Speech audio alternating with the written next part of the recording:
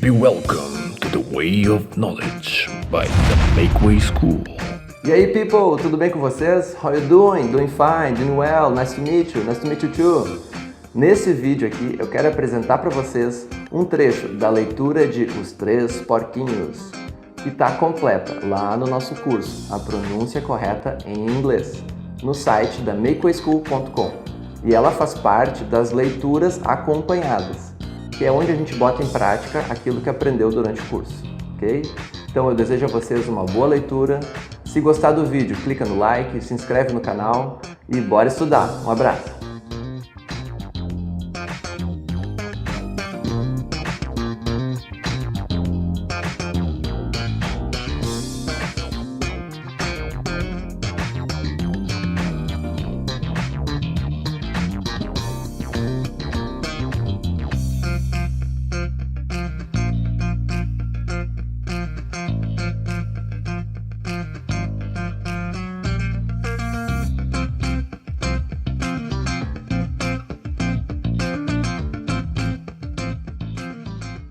E aí, pessoal, vamos para a nossa primeira leitura. Espero que vocês gostem.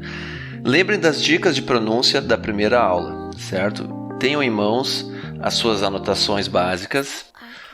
Lembrando também que vocês podem pausar o vídeo para fazer a leitura e que eu vou marcar na tela os pontos mais fortes da entonação. Cada frase tem peças que encaixam e a gente faz a ligação entre elas, ok? Bora lá! The Three Little Pigs, by Flora Annie Steele, in public domain. Once upon a time, there was an old mother pig who had 3 little pigs and not enough food to feed them. So when they were old enough, she sent them out into the world to seek their fortunes. The first little pig was very lazy. He didn't want to work at all, and he built his house out of straw.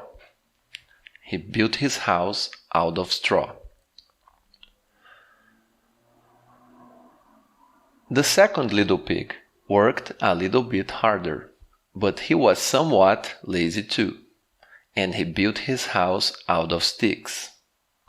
Then they sang and danced and played together the rest of the day. The third little pig worked hard all day and built his house with bricks. It was a sturdy house, complete with a fine fireplace and chimney. It looked like it could withstand the strongest winds. The next day, a wolf happened to pass by the lane where the 3 little pigs lived, and he saw the straw house, and he smelled the pig inside. He thought the pig would make a mighty fine meal. Vou ler de novo essa. He thought the pig would make a mighty fine meal, and his mouth began to water. So he knocked on the door and said, little pig, let me in, let me in. But the little pig saw the wolf's big paws through the keyhole, so he answered back, no, no, no. Not by the hairs of my chinny chin chin. Then the wolf showed his teeth and said, then I'll huff, and I'll puff, and I'll blow your house down. So he huffed, and he puffed, and he blew the house down. The wolf opened his jaws very wide and beat down as hard as he could, but the first little pig escaped and ran away to hide with the second little pig. The wolf continued down the lane, and he passed by the second house made of sticks. And he saw the house, and he smelled the pigs inside, and his mouth began to water, as he thought about the fine dinner they would make. So he knocked on the door and said, little pigs, let me in, let me in. But the little pigs saw the wolf's pointy ears through the keyhole, so they answered back, no, no, no, not by the hairs of our chinny chin chin. So the wolf showed his teeth and said, then I'll huff, and I'll puff, and I'll blow your house down. So he huffed, and he puffed, and he blew the house down. The wolf was greedy, and he tried to catch both pigs at once. But he was too greedy and got neither.